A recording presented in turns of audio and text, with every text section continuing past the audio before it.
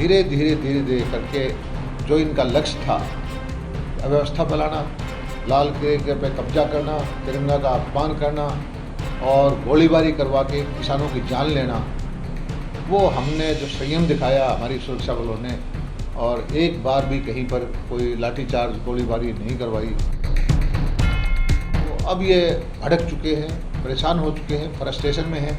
इसलिए जहाँ कहीं हमारे नेता जाते हैं, कभी गाड़ी के शीशे तोड़ते हैं, कभी पत्थर मारते हैं, और जन समर्थन इनके साथ नहीं रहा।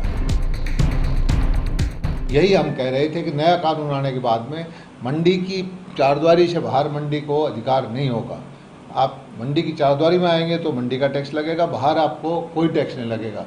लेकिन इसका विरोध जो है ये जत्थेबंदियाँ करती रही और गुमराह करके किसानों को भ्रमित करने की कोशिश की कि भाई आपकी ज़मीन चली जाएगी, एमएसपी ख़त्म हो जाएगी, मंडियाँ ख़त्म हो जाएंगी।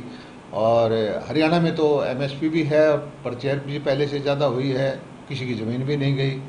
लेकिन धीरे धीरे करके जो इनका लक्ष्य था, अव्यवस्था फैलाना, लाल किले पे कब्जा करना, तिरंगा का अपमान करना और गोलीबारी करवा के किसानों की जान लेना, वो हमने जो संयम दिखाया हमारी सुरक्षा बलों ने, और एक बार भी कहीं पर कोई लाठीचार्ज गोलीबारी नहीं करवाई। तो अब ये भड़क चुके हैं, परेशान हो चुके हैं, फ्रस्ट्रेशन में हैं। इसलिए जहाँ कहीं हमारे नेता जाते हैं, कभी गाड़ी के शीशे तोड़ते हैं, कभी पत्थर मारते हैं, और जन समर्थन इनके साथ नहीं रहा। जितनी भी ये जत्थेबंदियाँ हैं या नेता हैं, इनकी इच्छा तो राजनीति करने की है। ये ज़रूर है कि इनकी अलग अलग पार्टियों से जुड़े हुए हैं, कोई कांग्रेस से है, कोई कम्युनिस्ट से है, कोई और अलग पार्टी से है।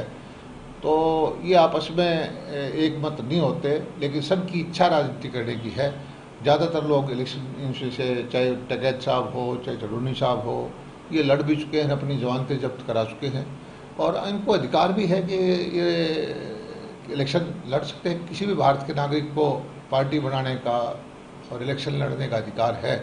लेकिन दुर्भाग्य ये है कि किसानों के कंधे पे रख के बंदूक ना चलाए, किसान के नाम पे राजनीति ना करें, अपना मैनिफेस्टो दें, अपने काम जो कर रहे हैं इन्होंने किसान हित के वो बताएं, या आगे इनका जो टारगेट है वो बताएं, और भोले भाले किसान को जो है गुमराह ना करें। और दुर्भाग्य ये है कि मैं देख रहा हूँ हरियाणा के किसान, जिनको पता ही नहीं लाल झंडा क्या होता है, गुमराह करके उसके हाथ में लाल झंडा दे दिया। और आपके सामने है कि 30-40 साल तक कम्युनिस्ट पार्टी ने बंगाल में शासन किया, उसको बर्बाद कर दिया, और आज उसकी हालत ये है कि वहाँ पर उसका एक विधायक भी नहीं है।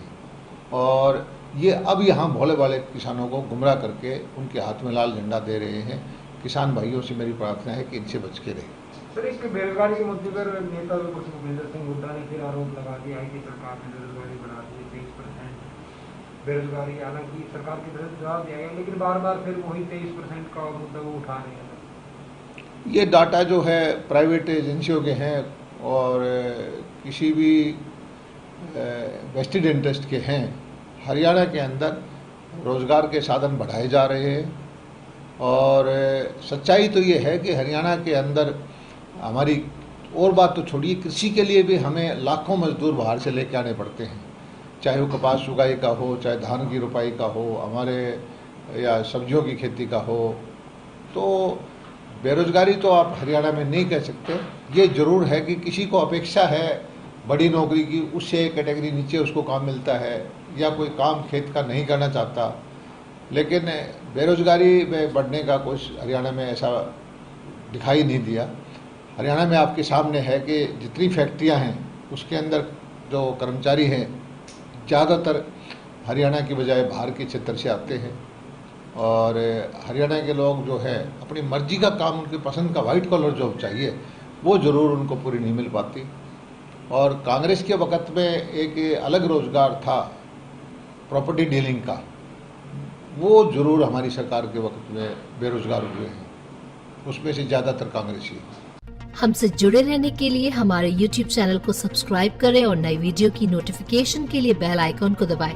अगर आप ये वीडियो Facebook पर देख रहे हैं तो लाइक जरूर करें और ज्यादा से ज्यादा शेयर करें। धन्यवाद।